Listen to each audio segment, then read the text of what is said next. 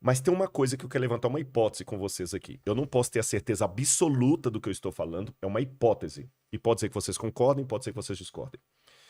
Eu acredito que Moisés escreveu os 5 primeiros livros da Bíblia. Quando eu digo isso aqui, porque a alta crítica, só para o pessoal de casa saber, vai dizer que Moisés talvez é uma figura lendária, que esses livros foram escritos na época do cativeiro da Babilônia. E tem até alguns judeus que falam isso, como Israel Finkelstein e outros lá. Eu discordo. Respeitosamente eu discordo. Eu acredito que Moisés foi uma figura... O Pentateuco? Pentateuco, que é Gênesis, Êxodo, Levítico, os Números e Deuteronômios, que os judeus têm outros nomes, né? Bereshit, né? Shmot, Vaikra, Bamidbar, Dvarim. Os judeus sempre 5 livros da Torá, A Torá. antes das profecias das escrituras, que completam o Tanakh. O Tanakh. Tanakh é a abreviatura Torá, de Torá, Nevim e Navim, Ketuvim, que é Os 5 livros, Torá, as as profecias e as profecias e os escrituras. escritos. E eles sempre colocam os nomes a partir das primeiras palavras. Então, Bereshit é porque Gênesis começa com Bereshit. Primeira palavra. É a primeira palavra. Mas vamos lá.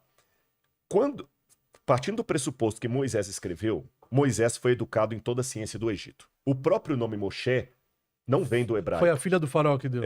Moshe é um nome egípcio. Minamai Meshitiu. Ela tirou ele das águas. Eu te tirei. E eu trabalho com uma hipótese que o êxodo aconteceu durante a 18ª dinastia. E na 18ª dinastia, todos os faraós tinham o nome terminado em Mes. Tutmes. Ou Amose. Mes ou Mose é o mesmo nome em egípcio. Significa nascido de.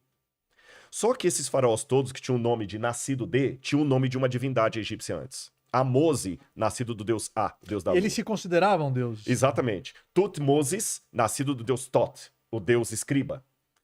E Moses, nascido de quem?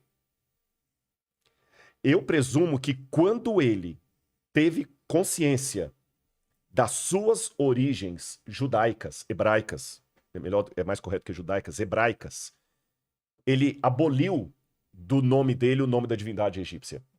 E ficou apenas Moses, que Moses ou Mes, que em hebraico é Moshe.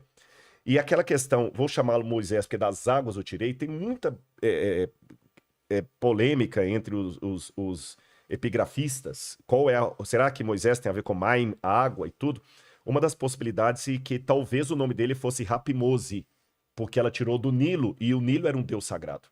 Mas ele aboliu, ele rejeitou essa tradição judaica, essa tradição egípcia. E olha que interessante, ele vai para o deserto. Fica 40 anos no deserto para esquecer a cultura egípcia na qual ele foi criado depois que ele saiu das mãos de Joquebede. E quando Hashem vira para ele e fala assim, coloca por escrito a palavra que eu vou te dar, partindo da lógica humana, era mais óbvio que ele escrevesse em egípcio, hieróglifos. Ou talvez em escrita cuneiforme. Mas ele não escreveu nem em hieróglifos, nem em escrita cuneiforme. Ele escolhe um tipo de escrita que na época era embrionária. Era a língua dos mineiros. Mineiros não de Minas Gerais. Mineiros trabalhavam nas minas, que é a escrita alfabética, que começou a ser escrito ali. E ele escreve numa língua alfabética, e não em egípcio, nem em cuneiforme. E qual que é a beleza disso? Se ele tivesse escrito a Torá em egípcio ou em cuneiforme, nós precisaríamos esperar até o século XIX para poder ler o que ele escreveu, porque até o século XIX essas línguas ficaram mortas. Jerônimo não poderia ter escrito, não poderia ter traduzido. Mas pelo fato do Espírito de Hashem o inspirar a escrever em língua alfabética, a escrita alfabética nunca se perdeu. De modo que o hebraico sempre pôde ser lido. Mesmo quando o povo judeu ficou perdido no mundo, o hebraico podia ser lido.